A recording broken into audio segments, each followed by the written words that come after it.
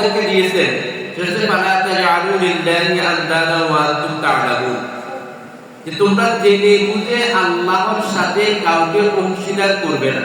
এটা হচ্ছে আল্লাহর প্রথম নিষেধাজ্ঞা আমাদের উপরে। আর প্রথম আদেশ হচ্ছে ইবাদত করা, প্রথম নিষেধ হচ্ছে শিরক না করা। এটা হচ্ছে বর্তমান কোরআনের ধারাবাহিকতা, আমাদের নিকটে যে কোরআন রয়েছে।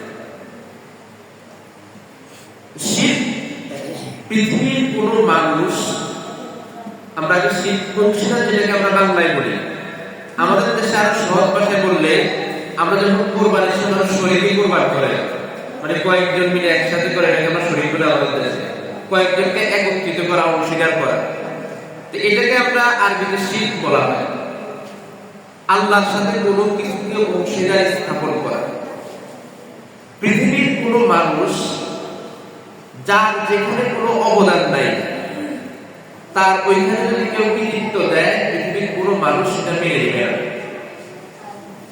আপনার সন্তান, আমার সন্তান, ছোটকাল থেকে তাকে লালন পালন আপনি করেছেন, তার থাকা খাওয়া যত প্রয়োজন 20 বছর 25 বছর পর্যন্ত সকল কিন্তু আপনি বাপ হিসেবে দিয়েছেন। এখন যদি এই সন্তান আপনাকে বাবার মর্যাদা না দিয়ে অন্য কাউকে আপনার মতো মর্যাদা দেয়, আপনি কি এটা মেনে নিতে পারবেন? পৃথিবীর দৃষ্টিতে কোনো মানুষ না মানবে না, কারণ তার হকটা হচ্ছে বাবার পাওয়া, অন্য কারো নয়। এই হক, এই অধিকার যদি সে অন্য কাউকে দিয়ে দেয়, পৃথিবীর দৃষ্টিকোণ থেকেও আমরা কেউ এটা মানব না। আমরা ইবাদত বলতে যা কিছু করি, নামাজ, রোজা, হজ, যাকাত, দোয়া, মানুষ, সাদাকা, এই সবগুলোর একমাত্র মালিক হচ্ছেন আল্লাহ রাব্বুল আলামিন। কেন আল্লাহ রাব্বুল আলামিন মালিক? আল্লাহ বলছে ইয়া আইয়ুহান নাসু উবুদু রাব্বাকুমুল্লাযী খলাকাকুম ওয়াল্লাযীনা মিন ক্বাবলিকুম লাআল্লাকুম তাত্তাকুন। আল্লাহ বলেছে ইবাদত কেন করবে? কারণ তোমাদেরকে সৃষ্টি করেছে আল্লাহ রাব্বুল আলামিন। যে সৃষ্টি করেছে আল্লাহ রাব্বুল আলামিন, একজন মানুষ হিসেবে পৃথিবীতে আমার যা কিছু প্রয়োজন সব কিছু আল্লাহ রাব্বুল আলামিন আমাকে দিয়েছেন। তিনি হচ্ছে আমাদের রব, রব্বুল আল্লাযী আ'তা কুল্লা শাইইন খালাকাহু সুম্মা হাদা।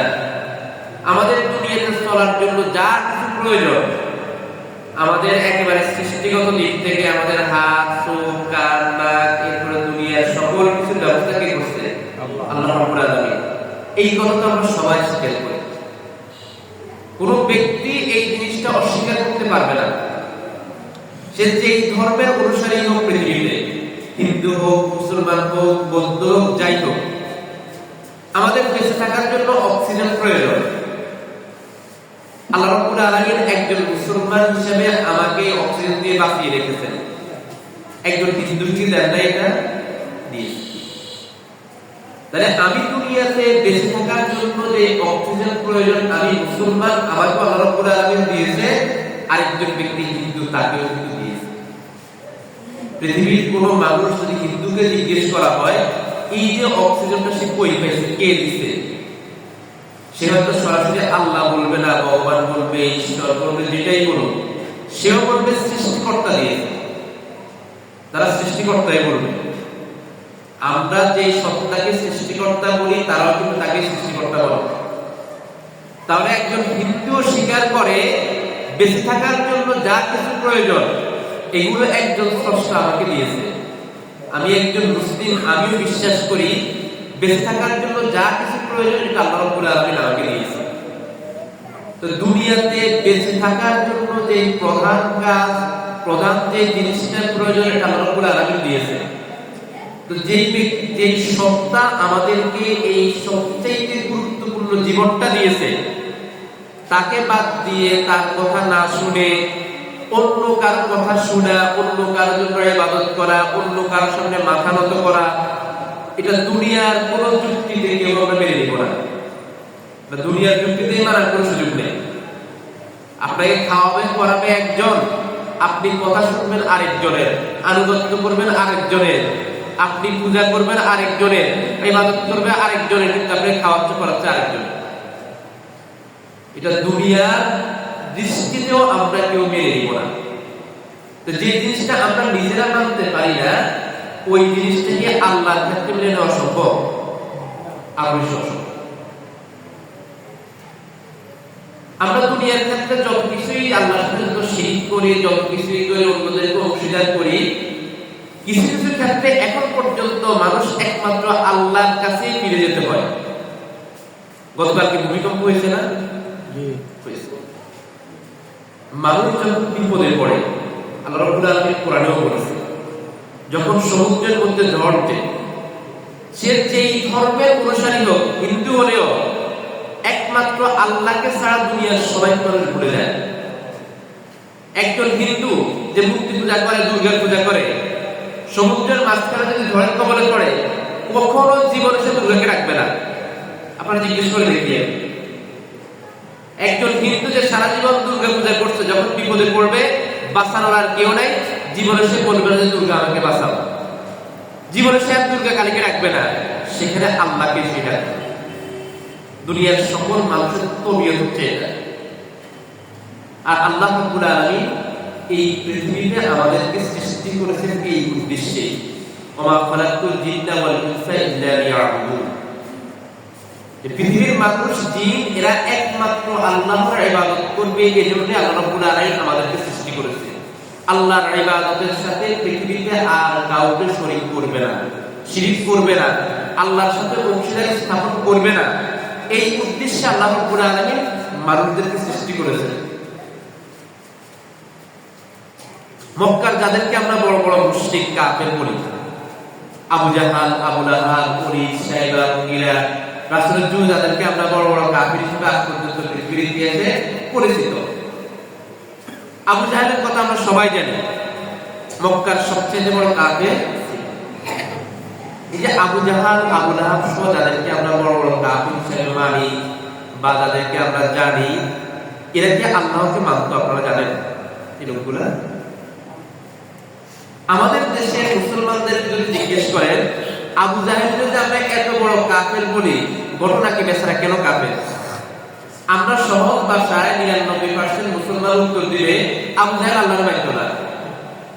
আপনি একজন মানুষকে জিজ্ঞেস করেন যে আবু জাহেল কাফের কেন হয়েছে, সব কথা আল্লাহর মানত না বেচারা।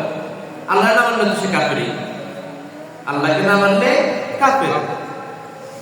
তাহলে আবু জাহেল কি আসলে আল্লাহকে মানত না? এটা আমরা বলি না, আল্লাহ রাব্বুল আলামিন কোরআনে বলেছেন যে যাদেরকে আমরা মক্কার বড় বড় কাফের বলতাম, তারাও মানত যে আল্লাহ একজন আছে, স্রষ্টা একজন আছে, সৃষ্টিকর্তা একজন আছে। আল্লাহ রাব্বুল আলামিন কোরআনে কারীমে সূরা আয-যুখরুফের মধ্যে বলেছেন, ওয়া ইন সাআলতাহুম মান খালাকাস সামাওয়াতি ওয়াল আরদ লা ইয়াকুলুন্নাল্লাহ। হে রাসূল, আপনি যদি মক্কার কাফেরদেরকে জিজ্ঞেস করেন, এটা আবু জাহেল ছিল, আবু লাহাব ছিল, বড় বড় যারা ছিল যাদেরকে আমরা কাফের বলি, আল্লাহ বলেন আপনি এদেরকেও জিজ্ঞেস করেন মান খালাকাস সামাওয়াতি ওয়াল আরদ, আসমান জমিন এগুলো কে সৃষ্টি করছে, আপনি এদেরকে একটু জিজ্ঞেস করেন। আল্লাহ বলেন লা ইয়াকুলুন্নাল্লাহ, এরা বলবে অবশ্যই অবশ্যই আল্লাহ সৃষ্টি করছে। ওয়া ইন সাআলতাহুম মান ইউদাব্বিরুল আমর, আপনি যদি এদেরকে জিজ্ঞেস করেন এই পৃথিবীকে পরিচালনা করে, আল্লাহ বলতেছে কাফেররা বলবে অবশ্যই অবশ্যই আল্লাহ করে। এটা আমরা যেরকম মুসলমান, আমরা বিশ্বাস করি, আমাদের আকীদা আল্লাহ হচ্ছে আমাদের স্রষ্টা, আমাদের ঈমান, আমাদের সৃষ্টিকর্তা হচ্ছে আল্লাহ। আবু জাহেল মানত আমাদের সৃষ্টিকর্তা আল্লাহ। আমরা যেরকম মানি আমাদের রিজিক দাতা আল্লাহ, আবু জাহেলও বিশ্বাস করত রিজিক দাতা আল্লাহ, সে মানত।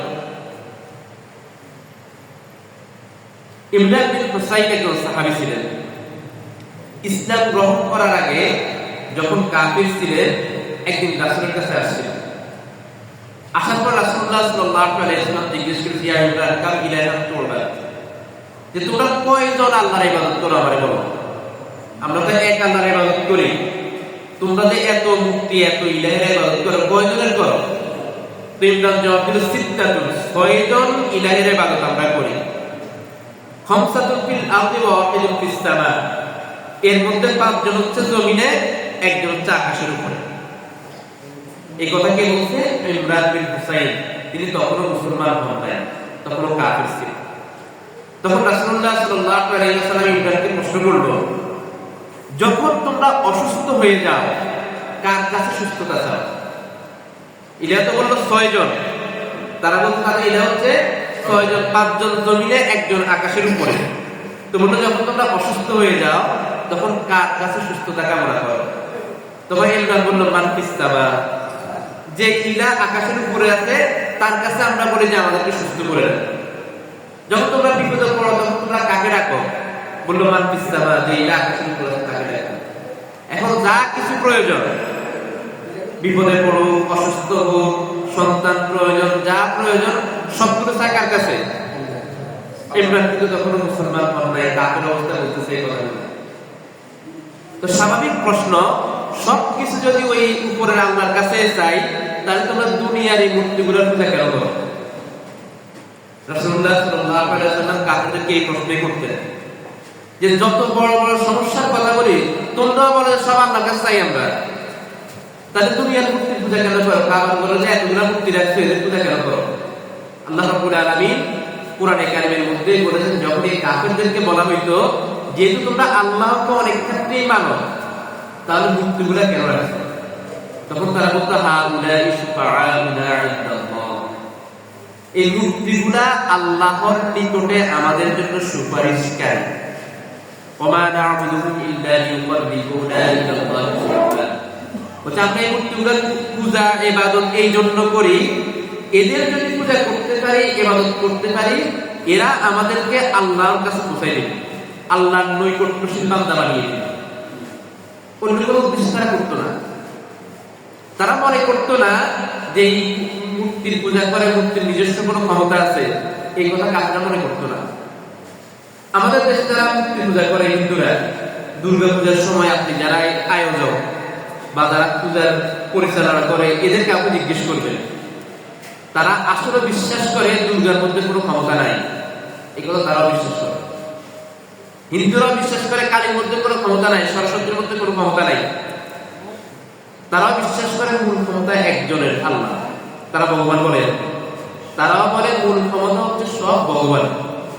তো মূর্তির পূজা কেন করে? ওই মক্কার কাফেররা যে উদ্দেশ্য করত যে মূর্তির পূজা করলে এই মূর্তিগুলা আল্লাহর নিকটে আমাদের জন্য সুপারিশ করবে, আল্লাহর নৈকট্যশীল বান্দা বানিয়ে দিবে আমাদেরকে, এই উদ্দেশ্যে তারা মূর্তি পূজা করে মক্কার কাফেররা। মক্কার এই যে আবু জাহেলকে আমরা কাফের বলেছি, কাফের বলার মূল কারণটাই হচ্ছে এটা।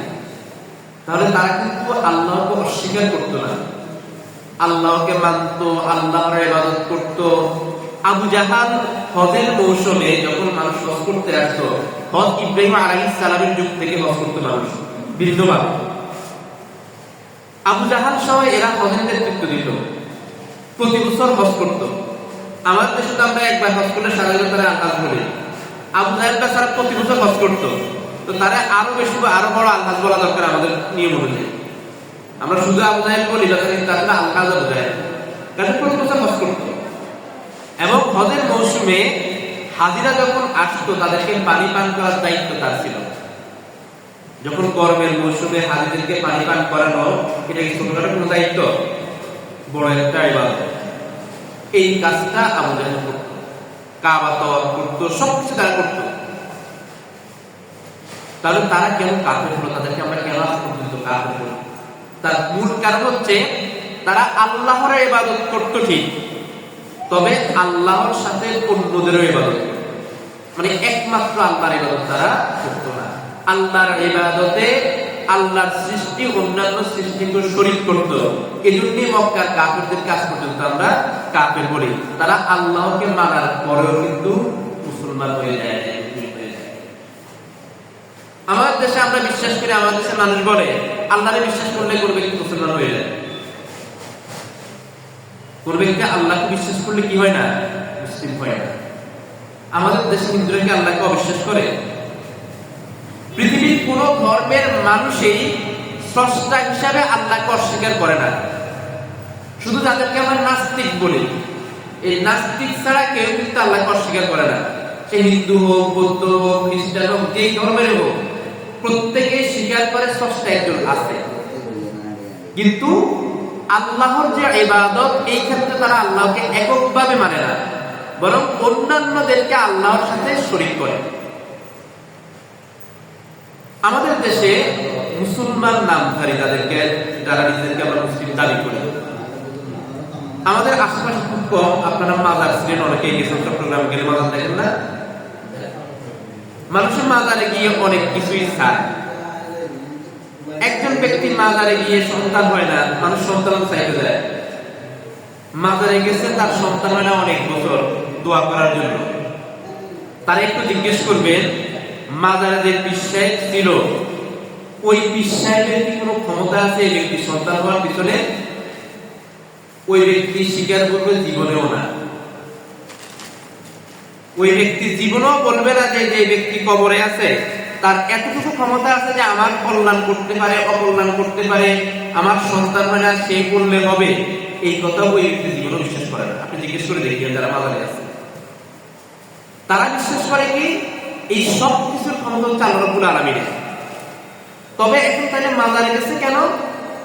ওই মক্কার কাফেররা যে উদ্দেশ্যে মূর্তির পূজা করত, যে মূর্তির পূজা করলে মূর্তিগুলা আল্লাহর কাছে আমার জন্য সুপারিশ করবে, ঠিক আমাদের দেশে যারা মাজারে যায় তারাও একই রকম বিশ্বাস করে, আমি যদি মাজারে গিয়ে দোয়া করি, মাজারে গিয়ে পীর সাহেবকে বলি, তাহলে ওই পীর সাহেব আল্লাহর কাছে আমার জন্য সুপারিশ করবে।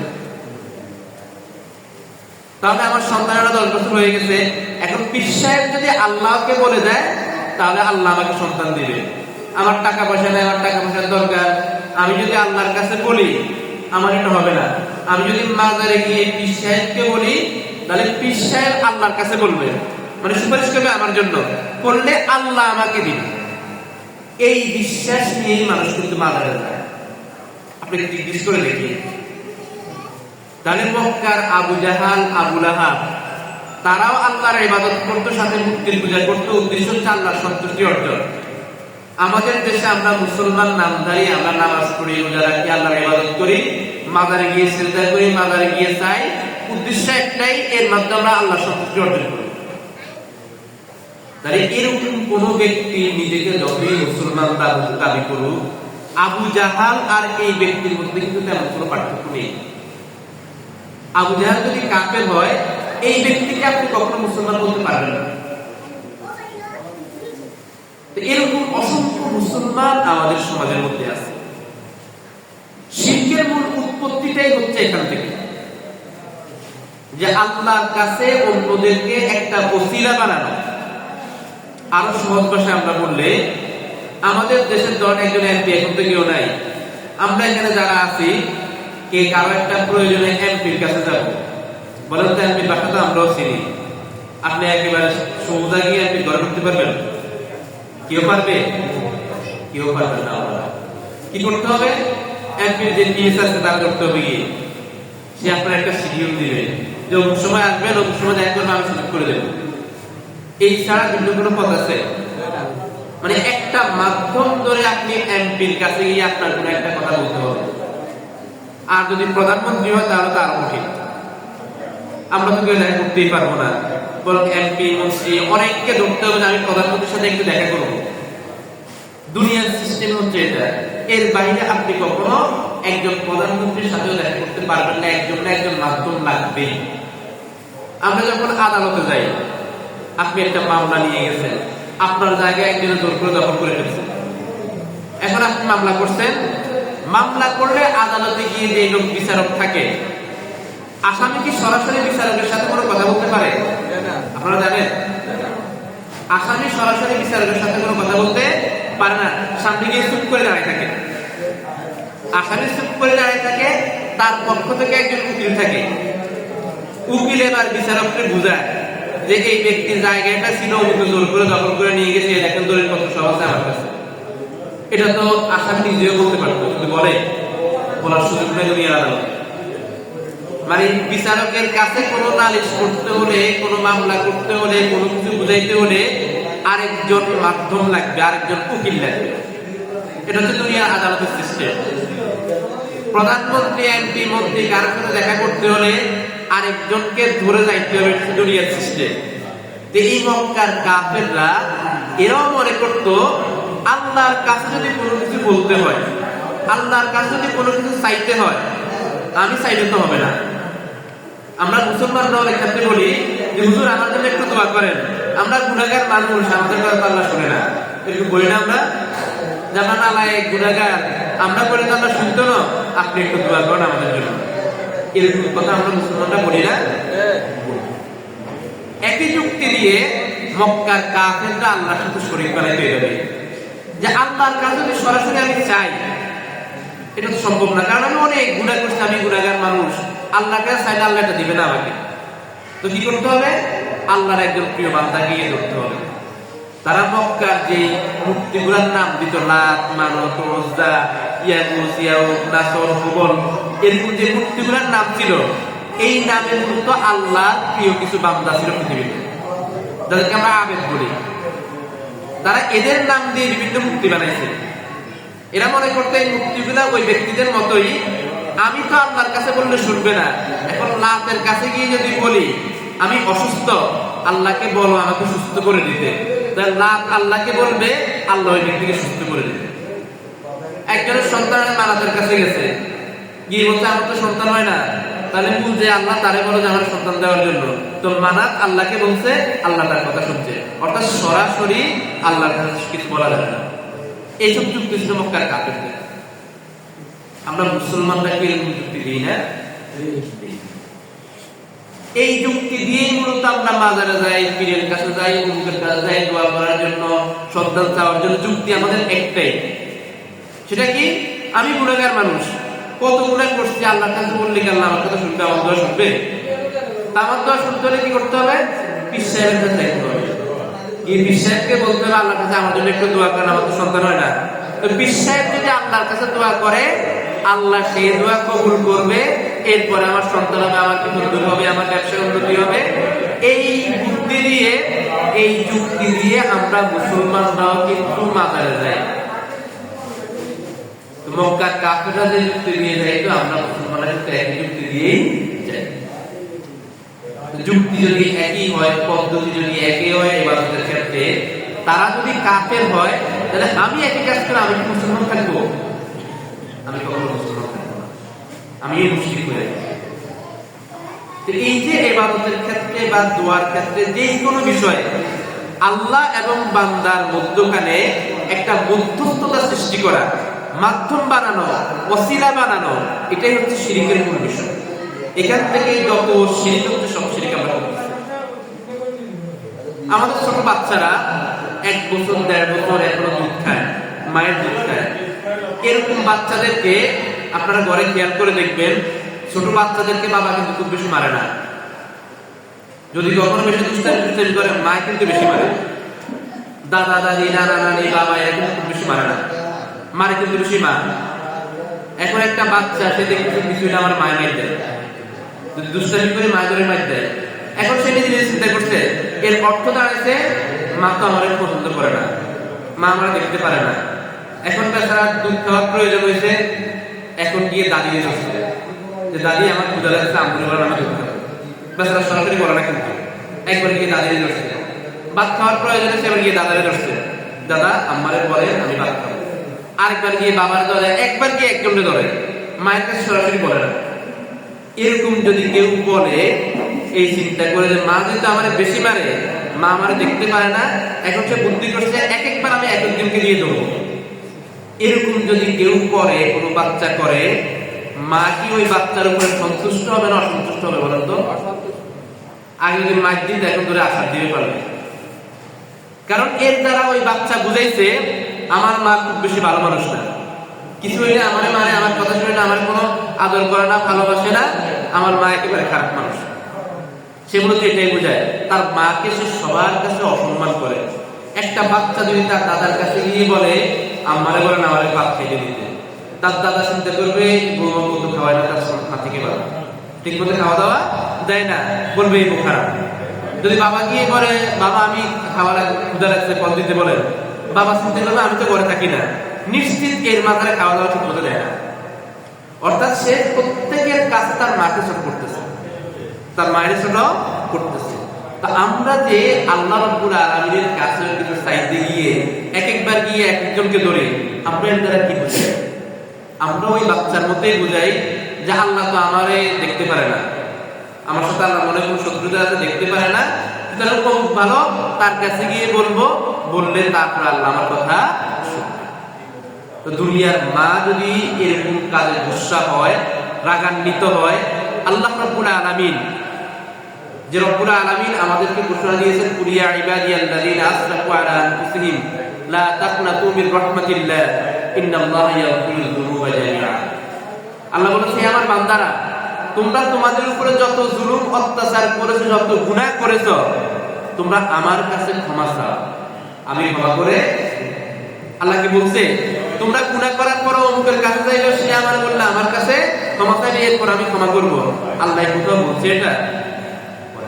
ওয়াইদা সালাকা ইবাদি আন্নী ফাইন্নী করিব উজিবু দাওয়াতাদ দাঈ ইযা দাআন। আল্লাহ বলছে, রাসূল আপনি বলে দিন, আমার বান্দারা জিজ্ঞেস করে আমার ব্যাপারে, আমি তাদের একেবারেই নিকটে। উজিবু দাওয়াতাদ দাঈ ইযা দাআন, যখনই কেউ আমাকে কোনো কিছুর জন্য ডাকে আমি সাথে সাথে সাড়া দিই। আল্লাহ বলেন যে আরেকজনের কাছে গেলে এরপরে আমি সাড়া দিব, নতুবা তার কথা আমি শুনবো। তো আমরা এখান থেকে মূলত মুসলিম সমাজের মধ্যে আমরা মুসলমান নাম দিয়ে আল্লাহর সাথে যত শিরিক রয়েছে সব শিরিক আমরা ইবাদতের দিকে শুরু করি আস্তে আস্তে। তো এই যে শিরিকগুলা, এর মূল যে ক্ষতি বা যে প্রভাব, সেটা হচ্ছে শিরিকের মাধ্যমে একজন মুসলমান ইসলাম থেকে বের হয়ে যায়। অন্যান্য গুনাহ আর শিরকের গুনাহের মধ্যে পার্থক্য রয়েছে। আপনি চুরি করেছেন, চুরি, ডাকাতি, খুন, মদ খান, জুয়া খেলেন, যত ধরনের কবিরা গুনাহ আপনি করতেছেন, এই কবিরা গুনাহের দ্বারা আপনার কখনো ঈমান যায়, কখনো যায় না। ঈমান কখন যাবে? আপনি মদ খান, কিন্তু আপনি মনে করেন মদ খাওয়া হারাম নয়। আপনি মনে করতেছেন মদ খাওয়া কি নিষিদ্ধ নয়, মদ আমি খাবো, এরকম চিন্তা করে কেউ মদ খেলে কাফের হয়ে যাবে। কিন্তু সে জানে মদ খাওয়া হারাম, সবকিছু সে জানে, জেনে বুঝেও সে গুনাহের কাজ করছে, তাহলে ওই ব্যক্তি কবিরা গুনাহগার, সে কাফের হয় না। আপনি প্রতিদিন নামাজ পড়েন, আজকে জোহরের নামাজ পড়তে পারেন না, কোনো একটা কারণে অলসতা করলেন, আপনার কবিরা গুনাহ হইল। নিয়মিত নামাজ পড়েন, এক ওয়াক্ত পড়তে পারেন নাই বা দেরিতে পড়ছেন, এর জন্য আপনার ফজরের নামাজটা যে পড়েছেন, ওই সওয়াবটা আল্লাহ রাব্বুল আলামিন নষ্ট হবে না, ওটা আল্লাহর কাছে টিকে থাকবে। কিন্তু এক ওয়াক্ত গাফিলতি করেছেন, এর জন্য আপনার আবার গুনাহ হবে, কবিরা গুনাহ হবে, আগেরটা নষ্ট হবে না। তো শিরক এমন এক গুনাহের কাজ, আপনি যদি শিরক করেন, এর আগে জীবনে আপনি যত নেকের কাজ করেছেন, যত সওয়াবের কাজ করেছেন, যত ইবাদত করেছেন, আল্লাহ রাব্বুল আলামিন সব ইবাদত ধ্বংস করে দেন। এটা হচ্ছে শিরকের সবচেয়ে বড় ক্ষতির দিক। আপনি অন্য কোন গুনাহ আপনার আমল নষ্ট করবে না, কিন্তু শিরক করার সাথে সাথে আপনার সমস্ত আমল ধ্বংস হয়ে যাবে। কারণ হচ্ছে আপনি প্রথম হচ্ছে ঈমান হারা হয়ে যান, আর ঈমান হারা হয়ে গেলে ওই ব্যক্তির আমলের কোনো দাম নেই। এই জন্য পৃথিবীতে মানুষ যত অন্যায় অপরাধ করে, এর মধ্যে সবচাইতে বড় ধরনের অপরাধ হচ্ছে আল্লাহর সাথে শিরক করা। মদ খাওয়া, জুয়া খেলা, চুরি, ডাকাতি, জেনা, বেবিচার, এগুলার চাইতেও আল্লাহর নিকটে শিরকের গুনাহ বড়। কিন্তু আমরা এই গুনাহ মনে করি না, কারণ এই শিরকের মাধ্যমে আমাদের ঈমান থাকে না। ঈমান যদি না থাকে, আপনি সারাদিন নামাজ পড়ে কোনো লাভ হবে? লাভ হবে না। এই জন্য আল্লাহ রাব্বুল আলামিন সূরা ইব্রাহিমের মধ্যে বলেছে, ওয়া মা ইউমিনু বিল্লাহি ইল্লা আকসারুহুম মুশরিকুন, যে মানুষরা আল্লাহর উপরে ঈমান এনেছে, ঈমান আনার পরেও অধিকাংশ মানুষ মুশরিক। মুশরিক মানে আল্লাহর সাথে শিরক করতেছে। আমরা নিজেদেরকে মুসলমান দাবি করি, কিন্তু পদে পদে আল্লাহর সাথে আমরা শিরক করতেছি। এই জন্য শিরক হচ্ছে সবচেয়ে বড় অপরাধ, সবচেয়ে বড় গুনাহ, সবচেয়ে বড় অন্যায়। শিরকের দ্বারা প্রথম হচ্ছে আমাদের ঈমান নষ্ট হয়ে যায়। এরপর আল্লাহ রাব্বুল আলামিন ঘোষণা দিয়েছেন, কোন ব্যক্তি যদি শিরক করে তওবা না করে মারা যায়, ওই ব্যক্তির উপর আল্লাহ রাব্বুল আলামিন জান্নাতকে হারাম করে দিয়েছেন। ইন্নাহু মান ইউশরিক বিল্লাহ ফাকাদ হারামাল্লাহু আলাইহিল জান্নাহ ওয়া মাওয়াহুন নার ওয়া মা লিয-যালিমিনা মিন আনসার। আল্লাহ বলেন, যে ব্যক্তি শিরক করবে তার উপর আল্লাহ জান্নাতকে হারাম করে দিয়েছে। তো জান্নাত হারাম হওয়া মানে কি? জাহান্নামী। শিরক গুনাহ করে কেউ যদি মারা যায়, আল্লাহ রাব্বুল আলামিন আরেক আয়াতের মধ্যে ঘোষণা দিয়েছেন আল্লাহ সকল গুনাহ ক্ষমা করলেও শিরকের গুনাহ ক্ষমা। আপনি রোজা রাখেন না, দুইটা ফরজ রোজা ইচ্ছা করে রাখেন না, কবিরা গুনাহ করছেন, আপনি মরে গেছেন, আর কিছু ক্ষমাও চান না, আল্লাহ যদি কিয়ামতের দিন ইচ্ছা করে আপনাকে ক্ষমা করে দিতে পারে, শাস্তি দিতে পারে, আল্লাহ ইচ্ছা ক্ষমা করতে পারে, শাস্তিও আল্লাহ শাস্তি দিলেও আমাদের করার কিছু নেই, ক্ষমা করে দিলেও করার কিছুই। কিন্তু আপনি শিরক করে মারা যান, তওবা করেন নাই, আল্লাহ ক্ষমার কোনো সুযোগ আল্লাহ নিজেই ঘোষণা দিয়েছে, আল্লাহ ক্ষমা করবেন না। শিরক ছাড়া যত গুনাহ করেন আল্লাহ ইচ্ছা করলে ক্ষমা করতে পারে, কিন্তু শিরকের গুনাহ করে যদি তওবা না করে মারা যান, এই গুনাহ আল্লাহ রাব্বুল আলামিন কখনোই ক্ষমা করবেন না। এই জন্য শিরক থেকে আমাদেরকে বাঁচতে হবে। সকল ক্ষেত্রে ইবাদত সহ অন্যান্য সকল ক্ষেত্রে কোনো ধরনের শিরক যেন আমরা লিপ্ত না হই, এটা আমরা সবাই খেয়াল রাখি। আর দ্বিতীয় বিষয়টা হচ্ছে আমরা বিদআতের বিষয় আমরা সংক্ষিপ্তভাবে বলি। বিদআত কবিরা গুনাহের অন্তর্ভুক্ত। আমরা তো বলি বিদআত করছি, বিদআত খারাপ কি? বিদআতের সর্বনিম্ন গুণ হচ্ছে কবিরা গুনাহ। তো বিদআতটা কি? সহজ কথা হচ্ছে রাসূলুল্লাহ সাল্লাল্লাহু আলাইহি ওয়াসাল্লাম আমাদেরকে ইসলামের বিধিবিধান, শরীয়তের বিধিবিধান, ইবাদত কেন্দ্রিক অন্যান্য যা কিছু রয়েছে রাসূল যেভাবে শিক্ষা দিয়েছেন, যে পদ্ধতিতে বলেছেন, এর বাইরে নিজ থেকে কোনো কিছু আবিষ্কার করা এটা নাম হচ্ছে বিদআত। আমরা যদি একটা উদাহরণ দিই, কবর জিয়ারত করি না আমরা? কবর জিয়ারত করা কি সুন্নাত? কবর জিয়ারত করা সুন্নাত সম্পর্কে একটা ইবাদত। এখন কবর জিয়ারত আমরা কেন করব? দুইটা উদ্দেশ্যে। রাসূলুল্লাহ সাল্লাল্লাহু আলাইহি ওয়াসাল্লাম দুইটা উদ্দেশ্যে কবর জিয়ারত করতে বলেছেন। একসময় রাসূলুল্লাহ সাল্লাল্লাহু আলাইহি ওয়াসাল্লাম কবর জিয়ারত করতে নিষেধ করেছিলেন। মুসলিমের মধ্যে হাদিস আছে যে নাহাইতুম আন জিয়ারাতিল কুবুরি, জানি তোমাদেরকে একসময় কবর জিয়ারত করতে নিষেধ করেছিলেন। আল-আনা তাজুরুহা, এখন তোমরা কবর জিয়ারত করতে পারো। ফাইন্না তুযাক্কিরুল মাউতা, কেন কবর জিয়ারত মানুষের মৃত্যুর কথা স্মরণ করে, এটা হচ্ছে প্রথম উদ্দেশ্য। আর আরেকটা হচ্ছে যেই ব্যক্তি কবরে মৃত রয়েছে তার জন্য দোয়া করা। উদ্দেশ্য কয়টা? একটা হচ্ছে নিজের মৃত্যুর কথা স্মরণ করা, আরেকটা হচ্ছে কবরবাসীর জন্য আল্লাহর কাছে দোয়া করা। এই দুই উদ্দেশ্যে কবর জিয়ারত করা সুন্নাত সম্পর্ক একটি ইবাদত। তাহলে এটা হচ্ছে সুন্নাত। আপনি কবরের কাছে গেলেন, আপনার বাবার কবর, মায়ের কবর, যাই হোক, সেখানে গেলেন, গিয়ে যে দোয়া আছে আসসালামু আলাইকুম আহলাল আসসালামু আলাইকুম আলা দিয়ারিল মুসলিমিন, হাদিসে কয়েকটা দোয়াই আছে, পড়লেন, আল্লাহর কাছে দোয়া করতে শেষ, নিজের মৃত্যুর কথা স্মরণ হয়েছে। এটা হচ্ছে সুন্নাত। এখন আমরা কবর জিয়ারত করি কিভাবে? আমরা সেখানে গিয়ে কোরআন তেলাওয়াত করি, সূরা ফাতিহা একবার পড়ি, সূরা ইখলাস তিনবার পড়ি, কবর জিয়ারত করি। আমরা এভাবে করে আমাদের দেশে কিভাবে? এরকম কোন সিস্টেম রাসূলুল্লাহ সাল্লাল্লাহু আলাইহি ওয়াসাল্লাম শিখায় নাই। কিন্তু কবর জিয়ারত করাই খারাপ কোনো কাজ ছিল? এটা ছিল একটা সুন্নাত সম্মত ইবাদত। কিন্তু আমরা এটা কিভাবে নিজের মতো করে, একজনে গিয়ে বলছে সূরা ইয়াসিন পড়েন, কবরের কাছে গিয়ে আমরা পড়তেছি, আরেকজনে গিয়ে বলল একবার সূরা ইখলাস, একবার সূরা ফাতিহা পড়েন, তিনবার সূরা ইখলাস পড়েন, এগুলা করে এখন আমরা কবর জিয়ারত করতেছি। রাসূল কিভাবে আমাদেরকে শিখায়। এরপরে আমাদের যারা সুফি বলে তাদেরকে, তারা আরো কিছু আবিষ্কার করছে। কবরের কাছে গিয়ে মৃত ব্যক্তির কাছে চাওয়া, কবরের কাছে দোয়া করা, অনেক খুরাফাত আছে আমাদের দেশে। মানে উদ্দেশ্য ছিল দুইটা, নিজের মৃত্যুর কথা স্মরণ করা, মৃত ব্যক্তির জন্য দোয়া করা। আর রাসূলুল্লাহ সাল্লাল্লাহু আলাইহি ওয়াসাল্লাম পদ্ধতি শিখিয়ে দিয়েছেন। এখন এই সুন্নতের সাথে সাথে আমরা নিজেরা অনেকগুলো আবিষ্কার করছি। কেউ গিয়ে কোরআন তেলাওয়াত শুরু করছি, কেউ গিয়ে আমরা তাদের কাছে চাইতেছি মৃত ব্যক্তির কাছে, কেউ গিয়ে সেখানে গিয়ে দোয়া করতেছি। এমনও আমাদের দেশে অনেক মানুষ আছে তারা মনে করে বড় কোন আল্লাহর ওলির কবরের কাছে গিয়ে আল্লাহর কাছে দোয়া করলে ওই দোয়া বেশি কবুল হয়। এই ধারণা নিয়ে অনেকে কবর জিয়ারত করতে যায়। অনেক কবর জিয়ারত করতে যায় পরীক্ষা পাস করবে, পরীক্ষার আগে যাওয়ার সময় কবর জিয়ারত করতে যায়। আপনারা দেখছেন এটা? আমি দেখছি। বড় বড় হুজুররাই পরামর্শ দেয় যে তোমরা পরীক্ষা যাওয়ার আগে বড় বুজুর্গ আছে তার কবর জিয়ারত করে যাবে। তাহলে কবর জিয়ারত করছে কোন উদ্দেশ্যে? কবর জিয়ারত করলে পরীক্ষা পাস করবে নাকি?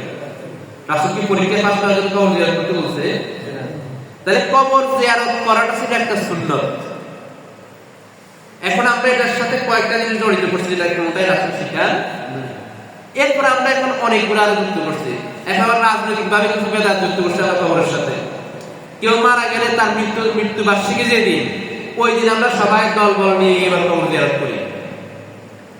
কবর জিয়ারত হচ্ছে ইনফিরাদি ইবাদত, মানে আপনি একা একা কবর জিয়ারত করবেন। দলবল নিয়ে কবর করা, কবরস্থানে গিয়ে কবর জিয়ারত করা সুন্নাত হলো না। আমাদের দেশে আমরা ঈদের দিন যাই না, আমরা দেখি দেখি সারা বছর খবর নাই, ঈদের দিন সবাই একত্রে এসে কবর জিয়ারত করতে দাঁড়াচ্ছে। এই যে এত কিছু আমরা যুক্ত করছি কবর জিয়ারতের সাথে, এই সব গুলা বিদআত। কিন্তু মূল কবর জিয়ারত কি? সুন্নাত। মূল কবর জিয়ারত কি ছিল? সুন্নাত। কিন্তু একটা সুন্নতের সাথে আমরা নিজেদের মতো করে কতগুলা বিদআত যুক্ত করছি। এরকম রাসূলের পদ্ধতির বাইরে যা কিছু আমরা করব ইবাদত নাম দিয়ে, সব কিছুকে বলা হয় বিদআত। আমাদের দেশে মানুষ মিলাদ পড়ে না? মিলাদ পড়ে তো? মিলাদের মধ্যে কি পড়ে? দুরূদ শরীফ তো পড়ি আমরা, আল্লাহুম্মা সাল্লি আলা মুহাম্মাদ। আমি ইয়ালাবিটি অনেক কিছু পড়া বলতেছে, কিন্তু ভালো ভালো কাজ তো করে। মিলাদ যখন শুরু করে প্রথমে সূরা ফাতিহা পড়ে। আচ্ছা বলেন তো, সূরা ফাতিহা পড়া কি খারাপ কাজ? ভালো কাজ না? এরপরে কয়েকবার সাহায্য দুরূদ শরীফ পড়ে, আল্লাহুম্মা সাল্লি আলা মুহাম্মাদ। তো দুরূদ শরীফ পড়া কি খারাপ কাজ? আমরা ওয়াজ করি না দুরূদ পড়লে কি হয়? যে ব্যক্তি একবার রাসূলের উপর দুরূদ পড়ে, আল্লাহ তার উপর 10টি রহমত নাযিল করে। এটা আমরা ওয়াজ করছি না, শুনছেন না আপনারা? তো একজনে বলল তাহলে মিলাদে যা করে আমরা খারাপ কিছু করি না, সূরা ফাতিহা পড়ে, কোরআন তেলাওয়াত করে, রাসূলের উপর দুরূদ পড়ে, নিজেরা মুরাদ করে, আমরা এই খারাপ কোনো কাজ করছি? খারাপ কোনো কাজ করে না। এটা কেন করছে তারা? মিলাদ যারা পড়ে সওয়াবের উদ্দেশ্যে পড়ে না গুনাহের উদ্দেশ্যে পড়ে? বলেন তো, সওয়াবের উদ্দেশ্যে না পড়ি আমরা, মানে সওয়াবের উদ্দেশ্যে পড়ি। তার মানে এটাকে আমরা একটা ইবাদত মনে করি। মিলাদের মধ্যে যে কাজগুলো আছে আলাদা আলাদা করলে কিন্তু একটা কাজও খারাপ না। আপনি যদি এখন এখান থেকে সূরা ফাতিহা পড়েন, বড় নেকি হবে না? প্রতি হরফ কত নেকি? 10 নেকি। আপনি একা একা বসে যখন দুরূদ শরীফ পড়লেন, সওয়াব হবে না? কিন্তু এই যে সূরা ফাতিহা, দুরূদ সবকিছুকে একত্রে করে সবাই মিলে একসাথে বসে এরপরে দাঁড়ায় যাবো, পড়বে, এরপরে জিলাপি খাইবো, এইটা একটা সিস্টেম আমরা আবিষ্কার করছি। এই সিস্টেম কি রাসূলের যুগে ছিল? রাসূলের যুগে সাহাবায়ে কেরাম দুরূদ পড়তো না? দুরূদ পড়তো? পড়তো। যুগে যুগে সমস্ত আলেমরা দুরূদের ফজিলত বলছি না আমরা? দুরূদের অনেক ফজিলত রয়েছে, দুরূদ অনেক বড় একটি ইবাদত। কিন্তু এই যে একটা পদ্ধতি নিজেরা বানাইছি আমরা, এভাবে করলে এটার নাম দিতে পারবো মিলাদ। এভাবে সব মিলে দুরূদ শরীফ পড়বো, রাসূলুল্লাহ সাল্লাল্লাহু আলাইহি ওয়াসাল্লাম পেশ করবো, এই যে একটা পদ্ধতি আবিষ্কার করছি, এই পদ্ধতি রাসূল করছিল, সাহাবায়ে কেরাম করছে। আমরা ইমাম আবু হানিফা, ইমাম শাফিঈ, ইমাম মালিক, আহমদ ইবনে হাম্বল যাদেরকে আমরা অনুসরণ করি, এরকম কোন ইমাম এগুলা করছিল? কোনো প্রমাণ? তাহলে মূল দুরূদ পড়া কি? দুরূদ পড়া কি? সুন্নাত। এখন এই সুন্নাত পদ্ধতি দুরূদ ছেড়ে আমরা নিজেদের পদ্ধতির সাথে লাগাইছি। তাহলে এটা কি সুন্নাত প্রশ্ন না বেদাত? এই দুরূদ বেদাত হইছে না আমাদের পদ্ধতিটা বেদাত হইছে? পদ্ধতি বেদাত হইছে, দুরূদ বেদাত হয় না। এখন আমরা অনেকে মনে করি যে হুজুর তারা দুরূদের বিরুদ্ধে বলছে, কেন দুরূদ পড়তে নিষেধ করছে না, কি মিলাদের পড়তে নিষেধ করছি আমরা? কিন্তু আমরা এটার সাথে শরীয়তের বাহিরে নিচ থেকে যেগুলো আমরা যুক্ত করছি, এগুলো হচ্ছে শরীয়তে নিষিদ্ধ। জিকির করি না আমরা? জিকির করা ইবাদত না? ইবাদত। আল্লাহ রাব্বুল আলামিন কোরআনে কারীমের মধ্যে বারবার জিকির করতে বলেছেন। এখন জিকির আমরা কিভাবে করব, এটা আমাদেরকে কে শিখিয়েছে? রাসূলুল্লাহ সাল্লাল্লাহু আলাইহি ওয়াসাল্লাম। না আমার মত করলে জিকির হবে বলেন তো? আমি আমার মত করে আপনাদেরকে একটা তালিম দিব যে সবাই একসাথে বসেন, আমি যেটা বলবো এটা পড়েন, কোরআনে থাকেন না থাকে, এটা নাম কি জিকির হবে? না। জিকিরটা হচ্ছে ওই দুরুদের মতো, কবর জিয়ারতের মতো একা একা করার ইবাদত। আপনি হাঁটতেছেন, বসতেছেন, যখনই হোক সুবহানাল্লাহ, আলহামদুলিল্লাহ, লা ইলাহা ইল্লাল্লাহ, আল্লাহু আকবার, সুবহানাল্লাহি ওয়া বিহামদিহি, সুবহানাল্লাহিল আযীম, আর অনেক ধরনের জিকিরের শব্দ রয়েছে। আপনি হাঁটতেছেন, করতেছেন, একা একা বসে পড়তেছেন, এটা হচ্ছে সুন্নাত। রাসূলুল্লাহ সাল্লাল্লাহু আলাইহি ওয়াসাল্লাম বলেছেন, লা তাযালু লিসানাকা ওয়াতাদাম মিন যিকরিল্লাহ, তোমাদের জিহ্বা যেন সব সময় আল্লাহর জিকিরে তাজা থাকে। তাজা থাকে মানে কি? হাঁটতেছে সুবহানাল্লাহ করতেছে, বসে আলহামদুলিল্লাহ করতেছে, এটার নাম কি? জিকির। রাসূলের যুগে এইভাবে জিকির করতো, সাহাবায়ে কেরামের যুগে এইভাবে জিকির করতো, ইমামদের যুগে সারা পৃথিবীর মুসলমানরা এইভাবে জিকির করতো। এখন আমরা আবিষ্কার করছি কি, এখানে সবাই একত্রিত হয়েছে, একজন বলে লা ইলাহা ইল্লাল্লাহ, সবাই বলে লা ইলাহা ইল্লাল্লাহ, একজন বলে সুবহানাল্লাহ, সবাই বলে সুবহানাল্লাহ, মানে ওই গান ক্লাস করে জিকির করা, যেটাকে বলি আমরা সবাই মিলে লা ইলাহা ইল্লাল্লাহ ইল্লাল্লাহ ইল্লাল্লাহ সবাই মিলে একসাথে। এই যে এই পদ্ধতিটা আমরা আবিষ্কার করছি, এই পদ্ধতিটি কোরআনে নাই, হাদিসে নাই, রাসূল শিখান নাই, কোন ইমাম শিখান নাই, পূর্ব যুগের কোন আলেম শিখান নাই, কোন ফিকহ কিতাবে নাই, কোন হাদিস কিতাবে কোথাও নাই। এখন জিকির করা কি খারাপ কাজ বলেন তো? জিকির করা কি সুন্নাত। যখন এখন সবাই মিলে এখানে মাহফিল শেষ তো ধরেন একটু পরে, এখন সবাই মিলে 10 মিনিট মধ্যে আমরা জিকির করতেছি, এখন হচ্ছে সুবহানাল্লাহ সবাই মিলে একসাথে 7টার সময় পড়ে ফেলতেছি আর কি। এই যে পদ্ধতিটা আবিষ্কার করছি, এই পদ্ধতিটা হচ্ছে বিদআত। জিকির বিদআত না, জিকির তো অবশ্যই করতে হবে, সুন্নাত, আল্লাহর নির্দেশ, রাসূলের নির্দেশ, কিন্তু ওই নির্দেশটা আমরা কিভাবে পালন করব? রাসূলুল্লাহ সাল্লাল্লাহু আলাইহি ওয়াসাল্লাম যেভাবে শিখিয়েছেন ওইভাবে, এর বাহিরে করলে আর ওইটা ইবাদত থাকে না, এটা বিদআত হয়ে যায়। আপনি যতক্ষণ একা একা সুবহানাল্লাহ, আলহামদুলিল্লাহ, লা ইলাহা ইল্লাল্লাহ জিকির করতেছেন, ততক্ষণ আপনার সওয়াব হচ্ছে।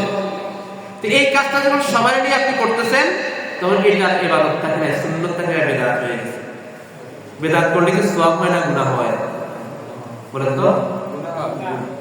রাসূলুল্লাহ সাল্লাল্লাহু আলাইহি ওয়াসাল্লাম বলেছেন, মান আহদাসা ফি আমরিনা হাযা মা লাইসা মিনহু ফাহুয়া রাদ্দুন, যে ব্যক্তি শরীয়তের ক্ষেত্রে, ইবাদতের ক্ষেত্রে রাসূল যে পদ্ধতি দিয়েছে, এই পদ্ধতির বাইরে নিজ থেকে কোনো কিছু আবিষ্কার করেছে, কোনো কিছুকে সংযোজন করেছে, বিয়োজন করেছে, রাসূলুল্লাহ সাল্লাল্লাহু আলাইহি ওয়াসাল্লাম বলেছেন ফাহুয়া রাদ্দুন, তার এই কাজ আল্লাহর কাছে প্রত্যাখ্যাত, গ্রহণযোগ্য নয়। কারণ আল্লাহ রাসূলকে দুনিয়াতে পাঠিয়েছেনই আমাদেরকে ইবাদতের পদ্ধতি শিখিয়ে দেওয়ার জন্য, আমাদেরকে সৃষ্টি করেছেন আল্লাহর ইবাদত করার জন্য, আর রাসূলকে পাঠিয়েছেন কিভাবে ইবাদত করব ওই পদ্ধতিটা শেখানোর জন্য। এটা হচ্ছে জীবনের উদ্দেশ্য। ওই যে শিরক আর বিদআত কিন্তু একসাথে মিলিত। আল্লাহর ইবাদতের যদি আপনি অংশীদার করেন, শিরক হয়ে যাবে। রাসূলের পদ্ধতিতে কাজ যদি অংশীদার করেন, ওইটা হয়ে যাবে বিদআত। আর সবচেয়ে বড় কথা হচ্ছে, ইমাম মালিক রাহিমাহুল্লাহ তিনি বলতেন, যেই ব্যক্তি কোনো বিদআত আবিষ্কার করে, অর্থাৎ এই যে জিকিরের একটা পদ্ধতি আবিষ্কার করছে, দুরূদের একটা পদ্ধতি আবিষ্কার করছে, কবর জিয়ারতের একটা পদ্ধতি আবিষ্কার, এক এক সময় এক একটা করছি আমরা। এইগুলা করার দ্বারা আমরা আসলে কি বুঝাইছি বলেন তো? মানে রাসূল যতটুকু আমাদেরকে বলেছেন ইবাদত হিসেবে, এটা যথেষ্ট নয়। এটা আমার জন্য কি নয়, আমার নিজের পক্ষ থেকে কিছু আবিষ্কার করা লাগবে। কারণ এই যে ভালো ভালো পদ্ধতিগুলা রাসূল আমাদেরকে বলেন নাই, রাসূল কৃপণ ছিল, রাসূল নিজে নিজে আমল করছে, আমাদেরকে আর বলে দেন না, এরকম নাকি? রাসূল কিরকম ছিল? হারিসুন আলাইকুম, রাসূল ছিলেন লোভী উম্মতের জন্য। রাসূল লোভী ছিলেন, লোভী মানে টাকা পয়সার লোভী না। এদের ব্যাখ্যা হচ্ছে আমরা ভালো ভালো কাজ করব, ইবাদত করব, এটার জন্য রাসূল ছিলেন লোভী। রাসূল শরীয়তের কোনো কিছু আমাদের কাছ থেকে গোপন করে যান না, প্রত্যেকটা বিষয় আমাদেরকে শিখিয়ে দিয়েছে।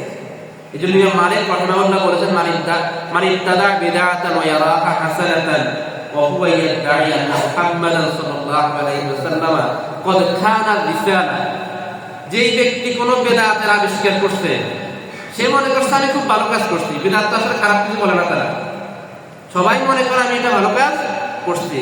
ইমাম মালিক রাহিমাহুল্লাহ বলেন, এই ব্যক্তি মূলত দাবি করে আন্না মুহাম্মাদান সাল্লাল্লাহু আলাইহি ওয়াসাল্লাম ক্বাদ খানা রিসালা, রাসূলুল্লাহ সাল্লাল্লাহু আলাইহি ওয়াসাল্লাম রিসালাতের দায়িত্ব পালন করতে গিয়ে খেয়ানত করছে। কারণ আল্লাহ তো রাসূলকে শিখিয়েছে সবাইকে বলেন এভাবে জিকির করতে, রাসূল আমাদেরকে বলেন নাই। আল্লাহ শিখিয়েছিল আপনি কবর জিয়ারত করতে বলেন, সবাই একসাথে যান, আমাদেরকে শিখান নাই, ওরা গোপন করে রেখে গেছেন। আলহামদুলিল্লাহ, আমি নিজের পক্ষ থেকে বাড়ানোর অর্থ হচ্ছে আমি রাসূলের উপর অপবাদ দেই, রাসূল আমাদেরকে শিখিয়ে যান নাই। এটা হচ্ছে বড় ধরনের অন্যায় অপরাধ দুনিয়াতে কিছু হতে পারে। এই জন্য এই ইবাদতের ক্ষেত্রে আল্লাহর সাথে কাউকে শরীক করা যাবে না, আবার পদ্ধতির ক্ষেত্রে রাসূলের পদ্ধতির বাইরে যাওয়ার কোনো সুযোগ নেই। এই দুইটা যদি কেউ পালন করতে পারে তার ইবাদতটা আল্লাহর দরবারে কবুল হবে, এর বাইরে গিয়ে কোনো ইবাদত কবুল হবে না। আমরা সরাসরি একটা উদাহরণ দিই। আমরা ঢাকা যাবো এখান থেকে, আপনি বাড়ি থেকে বেরোচ্ছেন, আমি যাবো ঢাকা। তো ঢাকা গেলে কিভাবে যেতে হবে? পদ্ধতিটা কি? আমরা এখান থেকে সাকিব যাবো, বাড়িগান দিকে পাড়া যাবেন, গিয়ে ঢাকা কোন বাস যায়, হিমালয় যায়, বারাকা যায়, দুইটা বাসে তো যায় আমাদের এখান থেকে। তারপর যে কোনো একটা বাসে টিকিট কেটে উঠতে হবে, উঠলে এরপর কোথায় যাবেন? ঢাকা যাবেন। পদ্ধতি এটা না? আপনি ঠিকই টিকিট পাড়ে গেছেন, গিয়ে আপনি আমাদের চট্টগ্রাম কিছু গাড়ি যায় না, স্বাধীন বাংলা একটা গাড়ি আছে, আপনি তাদের কাউন্টারে গিয়ে একটা টিকিট কাটছেন। আপনি যাইতেছেন কোথায়? ঢাকা। আপনার নিয়ে কোথায় যাইতেছেন? একবার আপনি সুন্দর করে তাদের দিয়ে টিকিট কেটে আপনি চট্টগ্রাম গাড়ি এসে উঠে বসে গেছেন। আপনার নিয়ম কি? এবার উঠে আপনি এক ঘন্টা দিচ্ছেন, 3 ঘন্টা পরে আপনি কোথায় গেছেন বলেন তো? আপনার নিয়ম কি ছিল?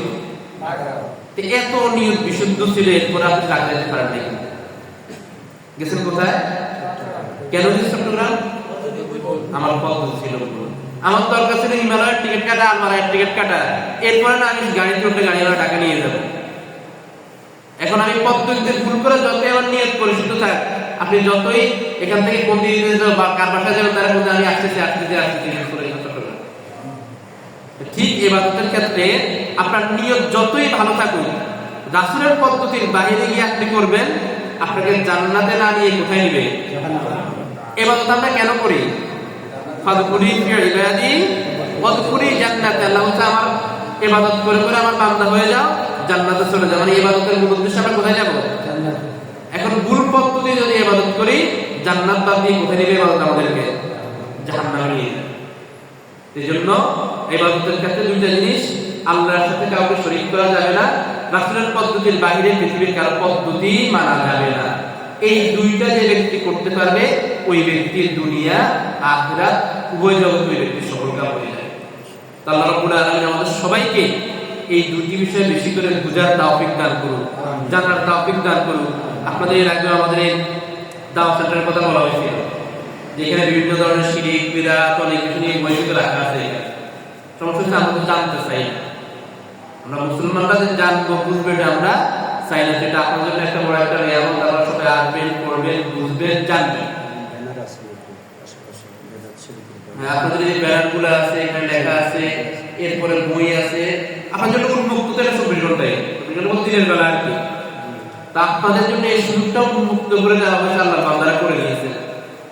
এর আশেপাশে যে লোকগুলা রয়েছে, এরা যদি কখনো বলে আল্লাহ আমরা তো জানতাম না। একটা হচ্ছে আমার এক জায়গায় মানুষ ছিল বাচ্চারা জীবনে যায় না, আমরা একটা পুজো দিতে আমরা জানতাম না কি করবো। সকল সুযোগ সৃষ্টি করে দেওয়ার পরে আপনাকে সুযোগ দেওয়া হয়েছে, আসেন, বসেন, আয়োজন করে আসেন, শুনে, এরপরে যদি আপনি বলেন আমরা আল্লাহ আমি তো জানতাম না, আপনার এই কথা কেন মানবে? বলবো যে এখানে ফাটায় একটা ছিল, এখানে বই ছিল, পুরান হাদিসের বই ছিল, এখানে আলোচনা হইতো, সব সুযোগ ছিল, এরপরে গেল না কেন? এটা তো আমিও ধরবো, আরেকজনও ধরবো, দুনিয়ার সিস্টেমও ধরবো, আল্লাহ আমার সাথে কমসা রাখবে। তো আমরা এখন যদি আমরা বলি যে আমাদের কোনো সুযোগ নেই, যাদের নেই তাদের হিসাব ভিন্ন, সুযোগ থাকার পরেও আল্লাহর কাছে জবাব দেওয়ার কোনো সুযোগ আমাদের থাকবে না।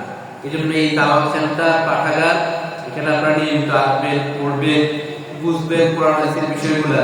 শুধুমাত্র আমরা ওই কোরআন যুগের মধ্যে যদি পড়ে থাকি, দুনিয়ার সব বুঝি কোরআন হাদিস বুঝি না, আমরা এরকম চালাক মানুষ। দুনিয়ার যত ধরনের পেজ বুঝ, আমাদের সাথে একটি মূর্খ, আমাদের জমির দলিল আছে না, দেখবেন কি ধরনের ফ্যাস সে মাথায় বুঝে, দুনিয়ার সব বুঝে। তার যদি বলেন যে এটা একটু বুঝেন, বলে আমি তো মানে কিছু বুঝি না, দুনিয়ার সব বুঝে। যত ধরনের শয়তান আছে তাও বুঝে। যদি বলেন যে একটু বুঝে ইসলামের এই বিষয়টা, বলে আমি তো মারা যায় না, কেন বুঝি? আমি দুনিয়ার সব বুঝে। এরকম মানুষ আমরা, এসব অজুহাত আল্লাহর দরবারে কোনো কাজে আসবে না।